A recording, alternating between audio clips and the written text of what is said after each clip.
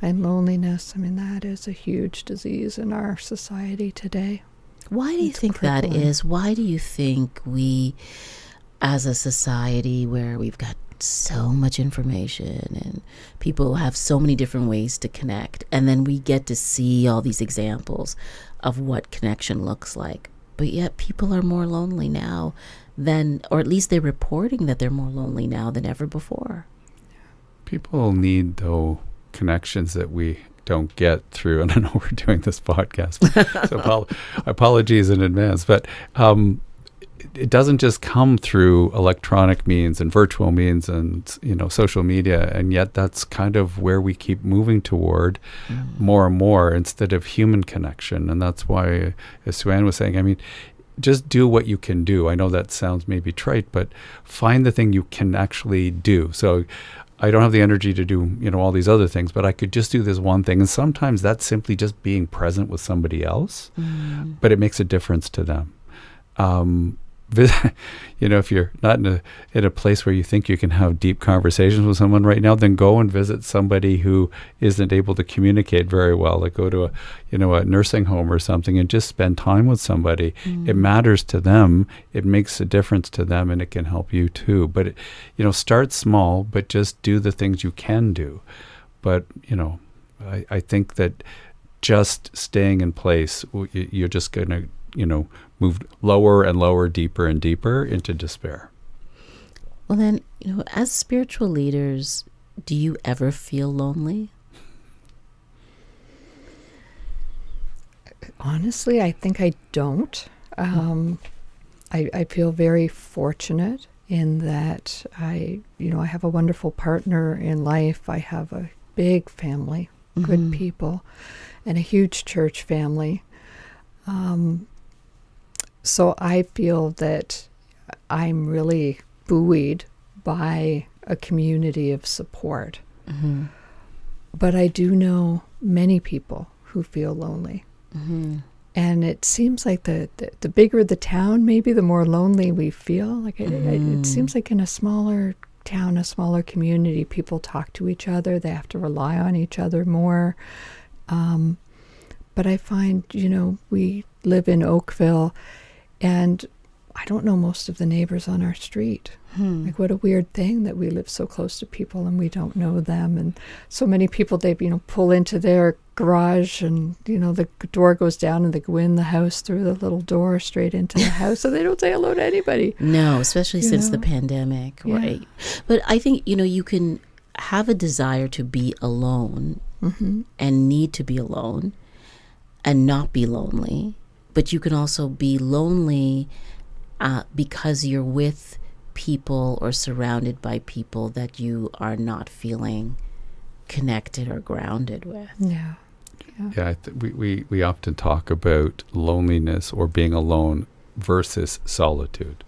So I can choose to be alone, and I'd love to do that. So walking a labyrinth, for instance, and I can do that on my own, and I can be at one with God, not feel alone, but I can be in solitude, right? Or I can pray contemplatively and do that in solitude, alone, by myself. Yes. But I don't feel lonely, partly because of what Sue-Ann was talking about. I mean, being part of a community of spiritual people, it's really hard to feel lonely when you're part of that community.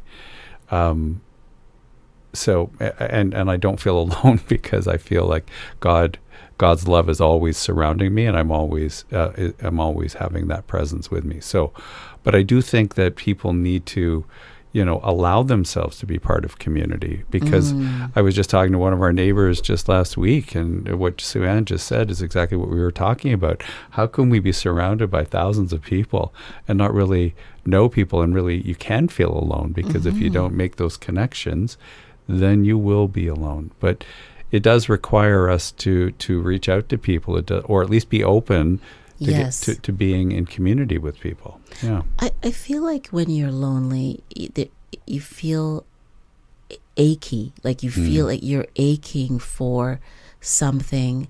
I remember the first time I ever felt alone, like I can remember distinctly, or I felt lonely was when I was about 11. And, my parents were divorced. I didn't grow up with my dad being present. And actually, if you asked me when I was a kid if that really bothered me, I felt sad that he wasn't there, but I didn't feel like I was missing out because I had such a present parent and I had other people. But at the same time, now looking back, I think when you are a singular child, or you're growing up, I grew up in the 70s when we were sort of independent, you're the latchkey kids, you get the key. It's like, go home after school, don't open the door. And warm dinner up in the oven, but don't turn the oven on.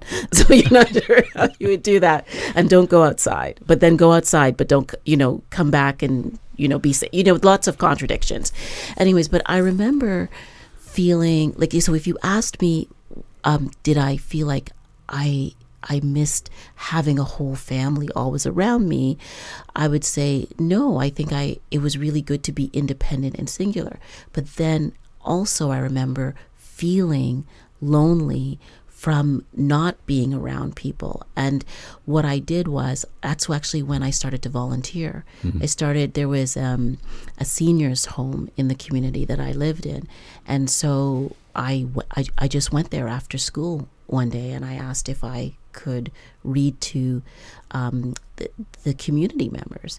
And they said, sure, we'd love for you to do that. And when I was about 11, I just started reading, and that became a way for me to feel less lonely. And there's something about someone who is also lonely and alone looking at you and feeling grateful that you're there.